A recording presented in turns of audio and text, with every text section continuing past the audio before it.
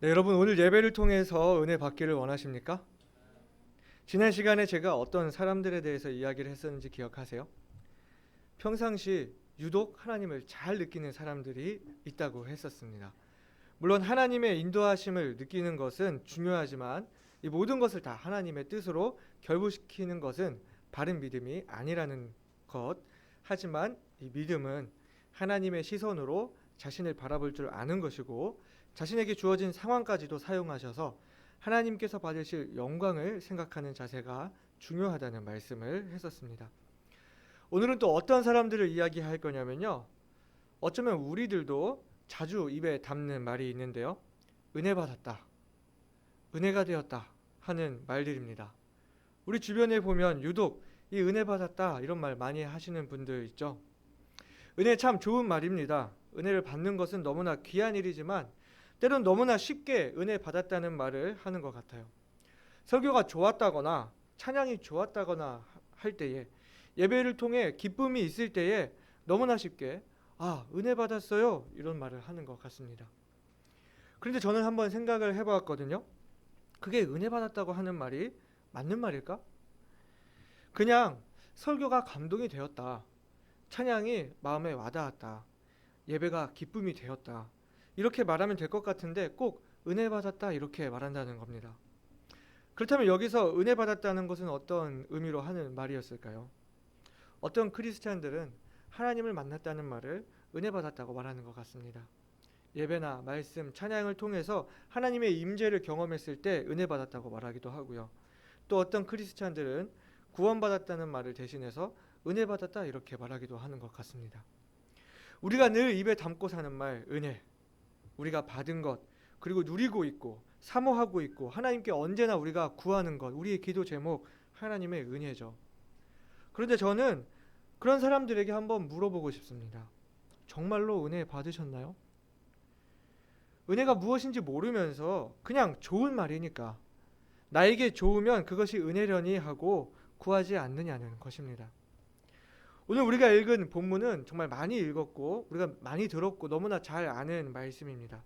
마리아에게 천사 가브리엘이 나타나서 예수 그리스도를, 우리 구세주를 낳게 될 것을 고지한 말씀입니다. 오늘 말씀을 잘 살펴보게 되면은 가브리엘이 마리아에게 나타난 한 말 중에 유독 우리 눈에 들어오는 말이 바로 이 은혜라는 말입니다. 은혜를 받은 자여 평안할지어다, 주께서 너와 함께 하시도다 인사를 하고서는 다시 한 번 더 네가 하나님께 은혜를 얻었느니라 이렇게 말하고 있는 것을 보게 되는 것입니다. 그럼 여기서 말하는 은혜란 어떤 것일까요? 우리가 늘 입에 담기를 좋아하고 날마다 사모하는 것이 하나님의 은혜라는 말이지만 오늘 말씀을 통해 우리가 다시 한 번 더 이 하나님의 은혜에 대해서 깊게 생각하는 시간이 되기를 원합니다. 첫 번째로 은혜란 자격 없는 자에게 주어지는 것이라고 할 수 있습니다. 우리가 은혜를 생각할 때에 은혜에 대해서 가장 먼저 우리가 하는 말이 자격 없는 자에게 값없이 주어지는 것을 은혜다 이렇게 이야기합니다. 그래서 예수 그리스도를 통해 하나님께 받은 구원을 우리가 은혜라고 말합니다. 우리가 우리 자신을 죄에서 깨끗하게 할 수 없고 우리 스스로를 의롭다고 할 수 없지만 예수 그리스도의 대속의 은혜를 통해 죄사함을 받고 주께서 우리를 의롭다 하시는 것을 우리가 값없이 은혜로 얻게 되는 것입니다. 그런가 하면 또 무엇을 은혜라고 하나요? 히브리서에 나오는 말씀과 같이 때를 따라 돕는 은혜. 아마 여기서는 많은 의견이 있을 수도 있겠는데요. 우리가 그리스도인으로 살면서 여전히 받을 자격이 되지 않지만 하나님께서 우리에게 허락하시는 많은 축복들, 우리의 어려움을 돌보시고 우리의 필요를 채워주시는 모습들을 가리켜 하나님의 은혜라고들 이야기를 합니다. 그래서 은혜를 우리가 비유를 해서 말을 할 때 선물에 빗대어서 말을 많이 합니다. 자격 없지만 아무런 값도 없이 너무나 좋은 축복, 선물을 받을 때 그것을 은혜라고 여기는 것입니다.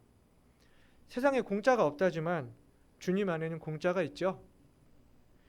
그래서 그리스도인들이 특히 공짜를 좋아하는 것 같아요. 하지만 이것만이 은혜라고 할 수 있을까요? 우리가 어떤 노력을 하지 않았는데 공짜로 얻는 것만 은혜라고 말할 수 있는 것일까요? 오늘 말씀으로 돌아가서 마리아에게 임한 하나님의 은혜가 어떤 것인지 함께 보시겠습니다. 오늘 본문 28절부터 있는 말씀입니다. 그에게 들어가 가로되 은혜를 받은 자여 평안할지어다. 주께서 너와 함께 하시도다 하니 처녀가 그 말을 듣고 놀라 이런 인사가 어찌함인고 생각하매 천사가 일러 가로되 마리아여 무서워 말라. 네가 하나님께 은혜를 얻었느니라. 보라 내가 수태하여 아들을 낳으리니 그 이름을 예수라 하라. 저가 큰 자가 되고 지극히 높으신 이의 아들이라 일컬을 것이요 주 하나님께서 그 조상 다윗의 위를 저에게 주시리니 영원히 야곱의 집에 왕노릇 하실 것이며 그 나라가 무궁하리라. 여러분, 갈릴리 나사렛은 아주 작은 동네입니다. 여기 앞에 보시는 사진이 이 나사렛 마을의 입구인데요. 지금도 가보면 이 마리아 수태고지 기념교회가 있는데 그 교회를 제외하고는 아주 별 볼 일 없는 도시입니다. 이 작은 도시에 결혼을 기다리면서 정조를 지키고 있는 어린 처녀가 있었으니 그 처녀가 바로 마리아입니다. 근데 마리아에게 천사 가브리엘이 찾아와서 인사를 하는 겁니다.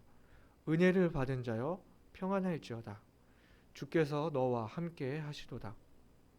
근데 우리 지난주 말씀과 한번 비교를 해보면요, 이 가브리엘이 나타났을 때요, 사가랴는 그 가브리엘이 천사인 것을 알았습니다. 분향하는 성소에는 직무를 맡은 제사장만 들어갈 수가 있으니까 그 자리에 누군가 나타났다면 그것이 천사였다는 것을 알 수 있는 것입니다. 그런데 마리아는 갑자기 누군가 자기 집에 찾아와서는 이렇게 인사를 하는 겁니다. 근데 이 당시 마리아의 나이를 많이들 생각하기를 한 14세, 15세 정도의 소녀였을 것이다, 이렇게 이야기를 하는데요. 낯선 사람이 이 나경애 같은 친구에게 가가지고 은혜를 받은 자여 평안할지어다. 주께서 너와 함께 하시도다. 이렇게 인사한다고 생각해 보세요. 아마도 나경애 같았으면 지금 무슨 소리 하시는 거예요? 아마 이렇게 반응을 할 거예요. 여기 앞에 보시다시피 당시 유대인들의 인사법은 평안을 구하고 또 하나님의 은총을 구하고 하나님께서 함께 하시기를 구한다, 이렇게 말하는 게 일반적인 유대인들의 인사였습니다. 그런데 마리아에게 이 가브리엘이 어떻게 인사하는 겁니까? 은혜를 받기 원한다, 이게 아니고 이미 은혜를 받은 자여, 하나님께서 너와 함께 하신다. 이 어린 처녀 마리아가 당연히 생각하기를 이런 인사가 어찌민고 하는 거예요. 이 사람은 누군데 나에게 와서 이런 인사를 하는 거지? 하는 생각이 당연한 것입니다. 그런데 두 번째, 천사 가브리엘이 무서워하지 말라면서 하는 말이 네가 하나님께 은혜를 얻었느니라 하면서 이야기를 하는 겁니다. 이미 은혜를 얻었다고 하는 겁니다. 여러분, 마리아가 받은 은혜가 무엇이었습니까? 보라, 네가 수태하여 아들을 낳을 것이다. 그런데 그 아들이 그냥 아들이 아니고 저가 큰 자가 되고 지극히 높으신 이의 아들이라 일컬을 것이요 주 하나님께서 그 조상 다윗의 위를 저에게 주시리니 영원히 야곱의 집에 왕노릇 하실 것이며 그 나라가 무궁하리라 하는 겁니다. 우리가 지난 시간에 생물학적으로 이 아이를 낳을 수 없는 사가랴에게 아들을 낳을 것이라고 했던 그 약속이 그냥 단순히 아들을 주시리라는 약속뿐만이 아니다. 이 구속 사역을 이루실 하나님의 놀라운 계획 속에 요한을 준비하신 것이다 라고 이야기했었는데, 이번에는 그보다도 훨씬 더 놀라운 약속인 것입니다. 이번에는 오히려 더더욱 아이를 낳을 수 없는, 아직 남자도 겪어보지 못한 처녀에게 아들을 낳을 것이라고 하는데, 그 아들이 온 유대인들이 기다려왔던, 예언되어 왔던 그 다윗의 자손 하나님의 아들 구세주 메시아를 낳게 될 것이라는 엄청난 계획인 것이고, 지금 그 계획을 실행할 도구로서 마리아를 쓰시겠다는 놀라운 약속인 것입니다. 그 약속을 주시면서 마리아에게 은혜를 내가 받았다고 말하고 있다는 것입니다. 그렇다면 여기서 말하는 은혜는 어떤 것입니까? 하나님이 온 세상을 구원하실 놀라운 계획 속에 마리아가 있었다는 것. 마리아가 하나님의 그 구원 사역을 이루실 도구로서 선택되었다는 것이 은혜라는 것입니다. 여기서 우리가 생각해 볼 수 있는 것은요, 우리가 자격 없는 사람이 받는 것이 은혜라고 한다면 자격 없는 사람에게 주어지는 선물이 은혜이지만 자격 없는 사람에게 주어지는 사역이 은혜라는 것을 알게 되는 것입니다. 마리아가 예수 그리스도의 어머니로서 어떤 자격을 가지고 있었습니까? 예수 그리스도는 성령으로 잉태되었기 때문에 인간 남자의 씨로 된 것이 아니기 때문에 죄가 없었다 이렇게 말하는데, 그러면 마리아도 죄가 없었다는 이야기일까요? 아니요. 마리아도 똑같은 사람이었습니다. 한 사람의 죄인에 불과했습니다. 마리아가 처녀였기 때문에 자격이 되었을까요? 아니, 얼마든지 처녀가 많았을 거예요. 다윗의 자손 요셉과 청혼했기 때문에 그랬을까요? 다윗의 자손은 요셉뿐만이 아니라 얼마든지 많은 사람이 있었을 것입니다. 마리아에게 어떤 특별한 자격이 있어서 그녀가 예수님의 어머니가 될 수 있었던 것이 아니라는 거예요. 그렇기 때문에 이 자격 없는 마리아가 하나님의 놀라운 계획 속에 있을 수 있었다는 것이 은혜라는 것입니다. 하나님은 지금도 온 세상을 구원하시기 위한 놀라운 계획을 가지고 계십니다. 그 계획 속에 나를 향한, 나를 쓰시겠다는 계획이 있다면, 다시 말해볼까요? 그 하나님의 놀라운 계획 속에 자격 없는 나를 쓰시겠다는 계획이 있다면 그것이 은혜라는 것입니다. 우리가 은혜로 구원받고 하나님의 자녀가 되었다고 모든 자격이 다 갖추어지는 것입니까? 여러분, 하나님의 은혜로 구원 받으셨습니까? 하나님의 은혜로 하나님의 일을 부탁받으셨나요? 하나님의 계획 속에 여러분이 계십니까?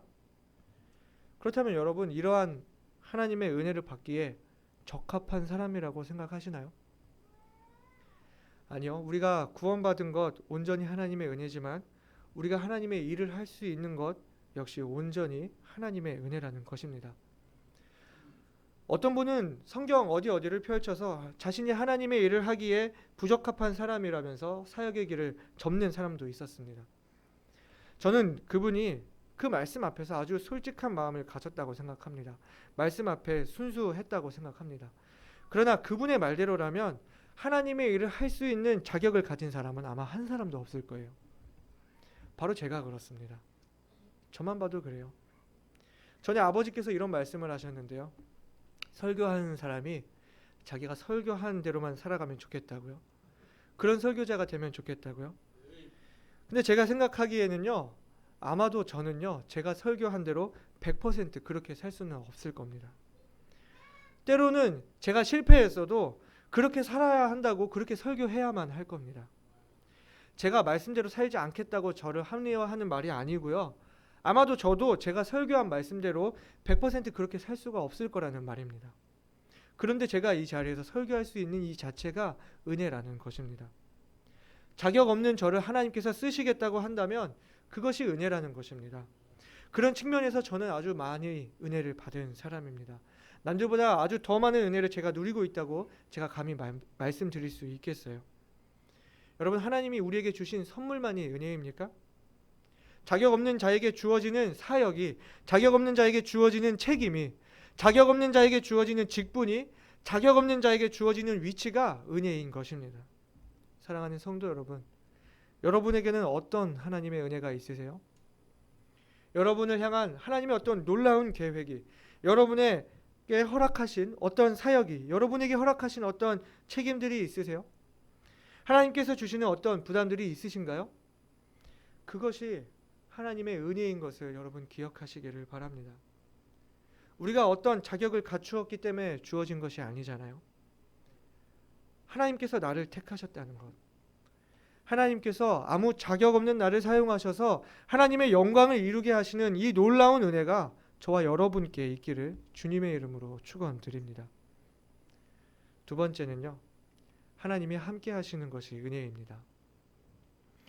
은혜가 자격 없이 주어지는 것이라면, 그래서 나에게 주어진 이 책임 또한 은혜라고 한다면, 은혜는 내가 듣기에 좋은 것만이 은혜가 아닙니다. 때로 그 은혜는 우리가 듣기에는 감당하기 힘든 것일 수도 있다는 이야기입니다. 많은 사람들이 주님께 은혜를 구합니다. 그런데 정작 주님께서 은혜를 주시면 그것을 받기를 거부하는 거예요. 이게 무슨 말이냐면요, 자신에게 주어진 선물만, 다시 말해서 자신에게 좋은 것만, 자기에게 좋은 소식만 은혜라고 여기는 것입니다. 하나님이 큰 은혜를 주시려고 하는데, 그래서 아주 큰 역할을 주시려고, 큰 직분을 감당할 수 있도록 하시려고 하는데, 나를 향한 큰 계획을 가지려고 하시는데 내가 감당하지 못하겠으니까 그 은혜를 거부하는 것입니다.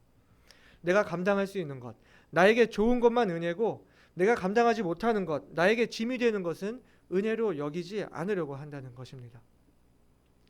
여러분, 남자아이들이 소년이 되다 보면은 자동차에 관심을 가지게 되는데요.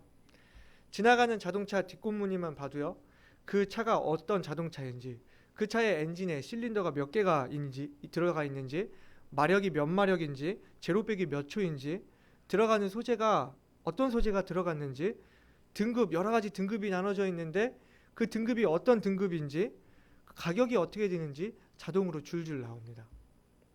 그러면서 누구나 마음에 하나쯤 자기 마음에 갖고 싶은 이 드림카를 가지게 됩니다. 드림카에 앉아서 시동을 걸 때 그 걸리는 으르렁대는 소리, 그리고 엑셀을 밟을 때 그 달리는 그 쾌감을 막 느껴보고 싶은 거예요. 근데 정말 그런 소년들에게 차를 준다고 해도 몰 수가 없어요. 면허가 없잖아요.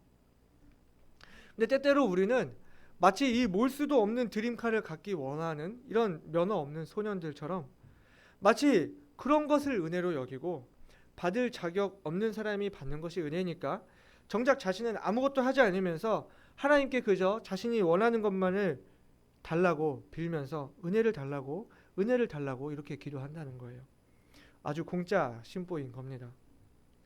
그러면서 하나님이 큰 은혜를 주시면, 어떤 사역에 동참할 수 있는 기회를 주시면 그것은 거부하는 거예요. 그것은 왠지 내가 고생해야 할 것 같으니까, 어떤 책임을 물어야 할 것 같으니까, 나에게 어떤 핍박이 있을 것 같으니까 그것은 은혜로 여기지 않는다는 것입니다. 여러분, 마리아가 받은 은혜를 생각해 보세요. 처녀에게 아들을 낳게 될 거라는 소식이 선물입니까? 오늘 본문에는 이 천사의 말과 마리아의 대답, 이렇게 대화가 3번 오가게 되는데요.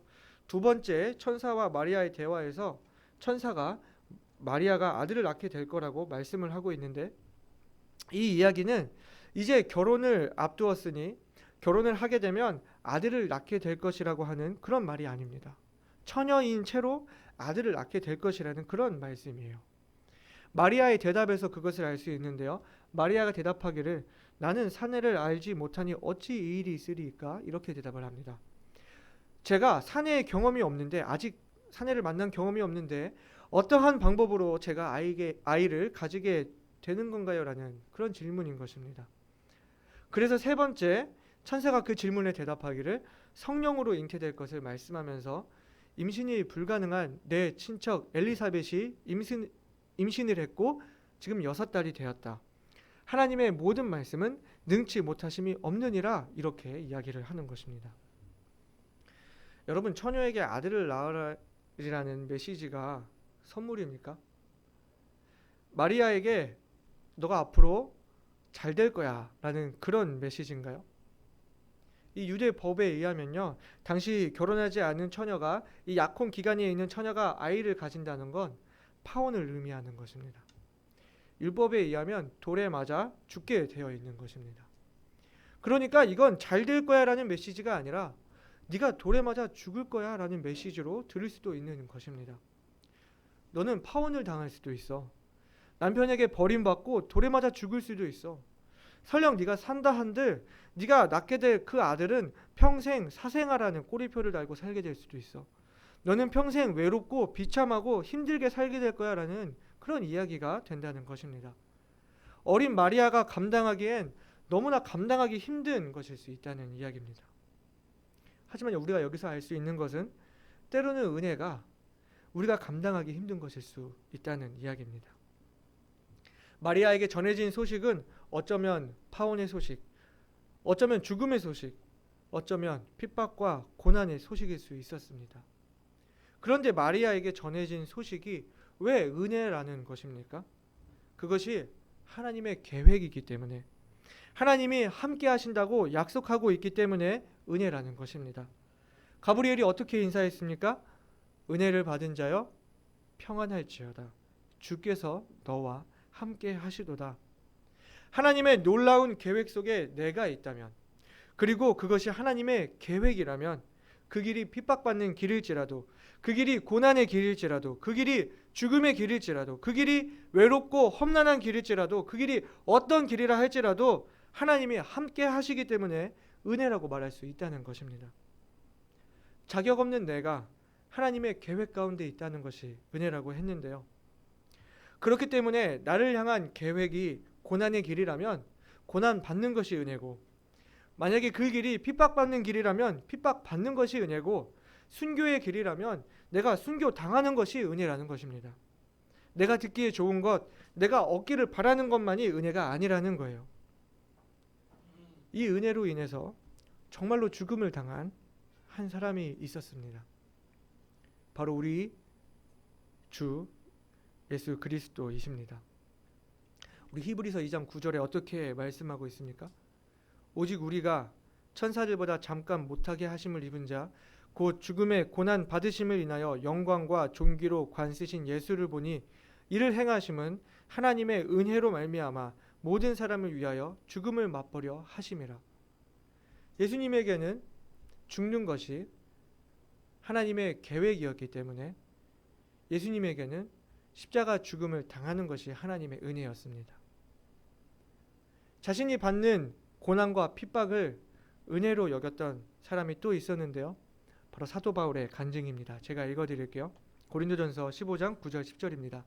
나는 사도 중에 지극히 작은 자라 내가 하나님의 교회를 핍박하였으므로 사도라 칭함을 받기에 감당치 못할 자로라. 그러나 나의 나된 것은 하나님의 은혜로 된 것이니 내게 주신 그의 은혜가 헛되지 아니하여 내가 모든 사도보다 더 많이 수고하였으나 내가 아니요 오직 나와 함께 하신 하나님의 은혜로라. 여러분, 사도 바울이 어떤 사람이었는지 모두 잘 아시죠? 복음을 전하다가 수없이 매맞고 돌에 맞고 옥에 갇히고 강의 위험, 강도의 위험, 동족의 위험, 이방인의 위험, 시내의 위험, 광야의 위험, 바다의 위험, 거짓 형제 중의 위험을 겪었고 여러 번 자지 못하고 먹지 못하고 마시지 못했고 여러 번 굶고 춥고 헐벗었던 이 바울이 말하기를 자신의 이렇게 된 것이 하나님의 은혜라는 고백을 하고 있는 것입니다. 왜 그렇습니까? 하나님이 함께 하셨기 때문에. 그 어떤 순간에도 하나님이 함께 하셨기 때문에 그것을 은혜라고 고백할 수 있었다는 것입니다.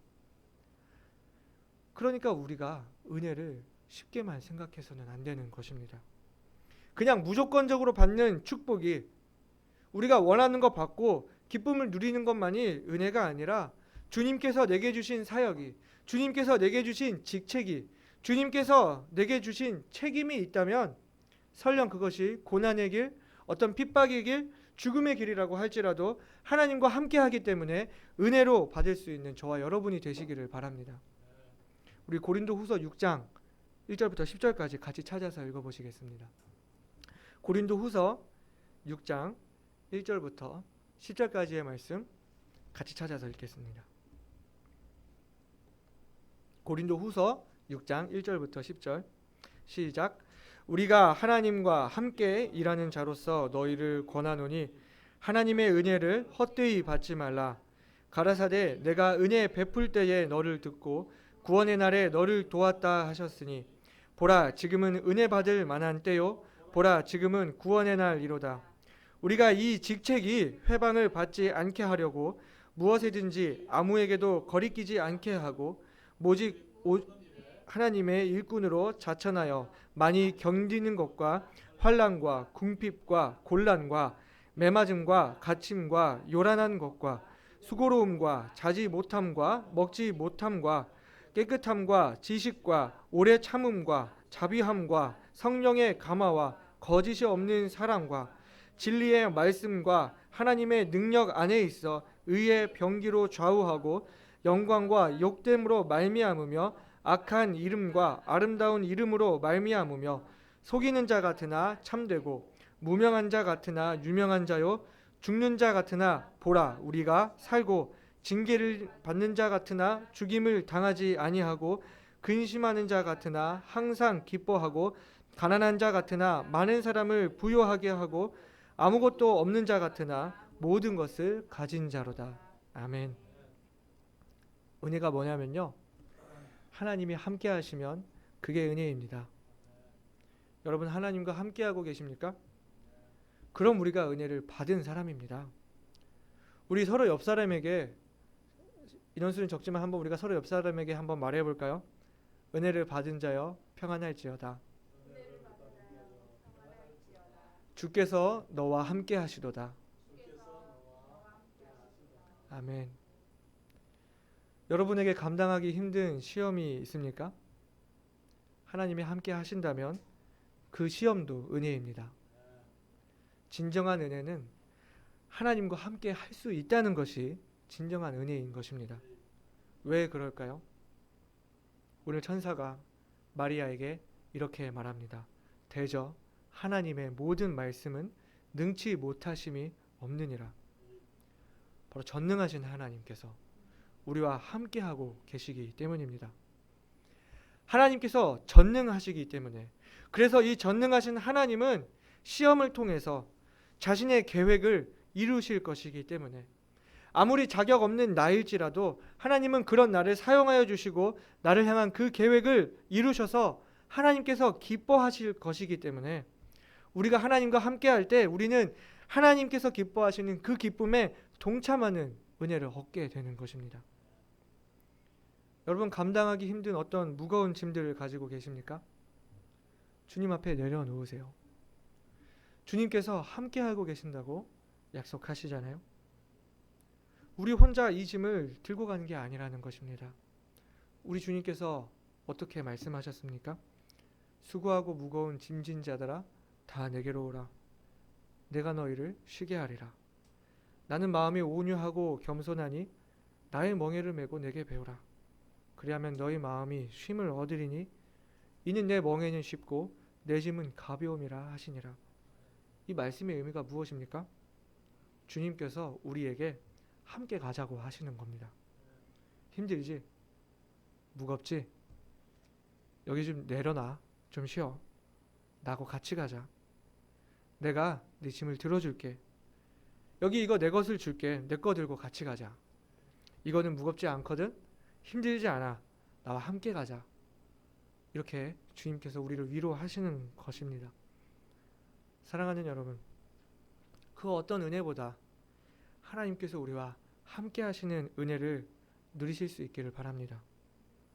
우리가 어떤 은혜를 구해야 하는 걸까요?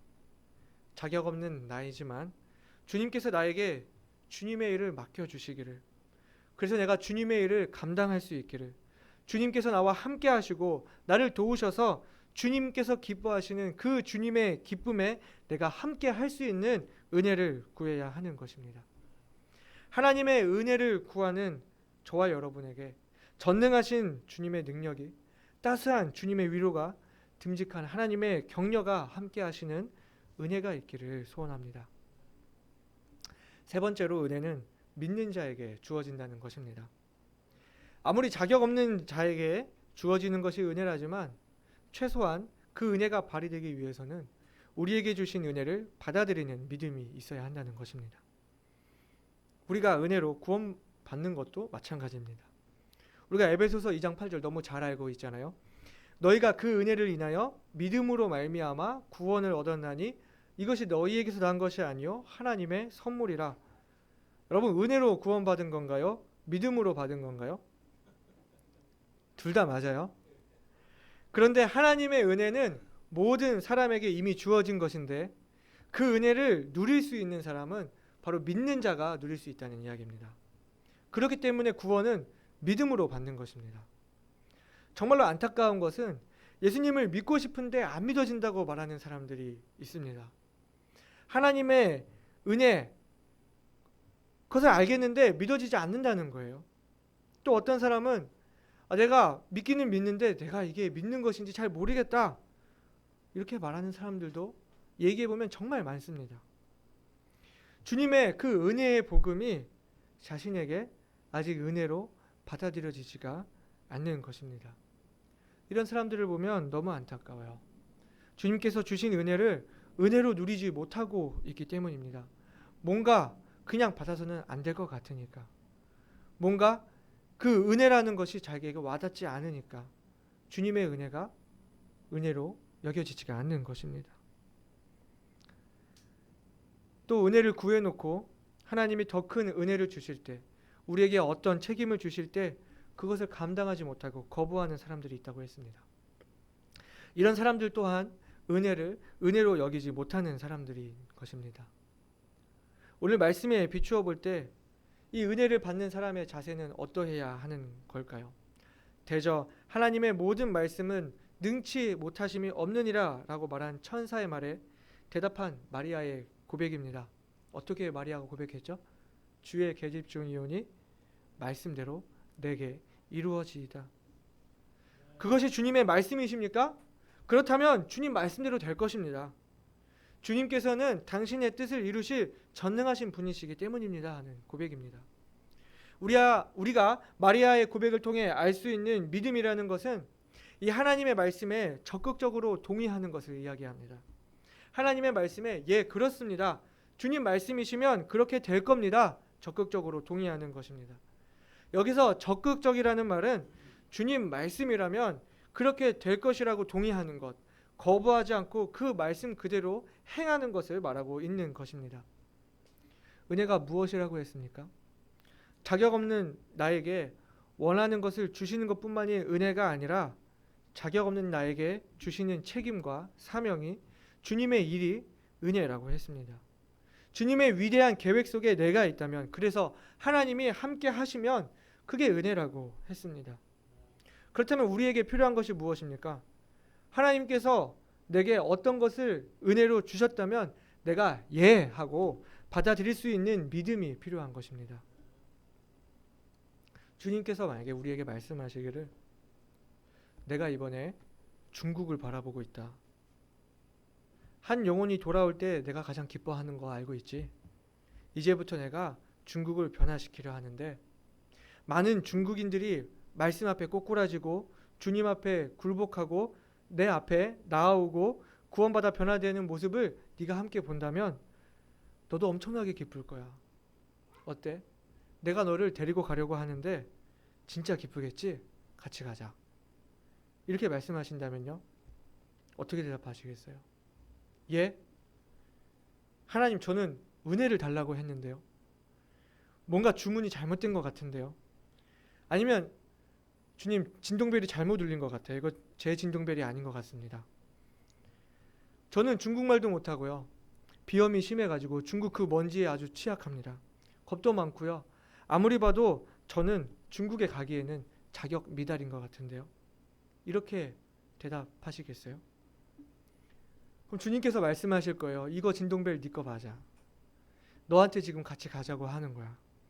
자격 없는 사람에게 주어지는 것이 은혜라고 너가 말하지 않았니?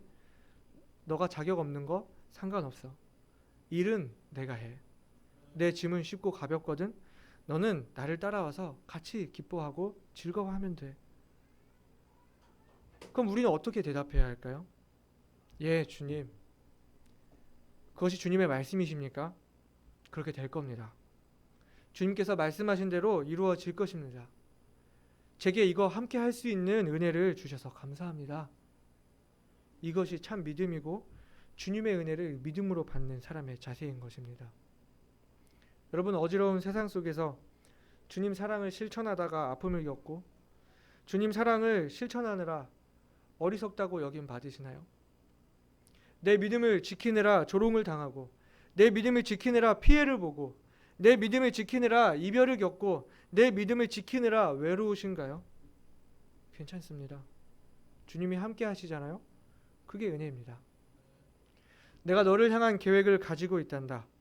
나의 사역을 함께 해주었으면 좋겠다. 아, 그렇습니까 주님? 좋습니다. 주님과 함께 하시니 제게 은혜입니다.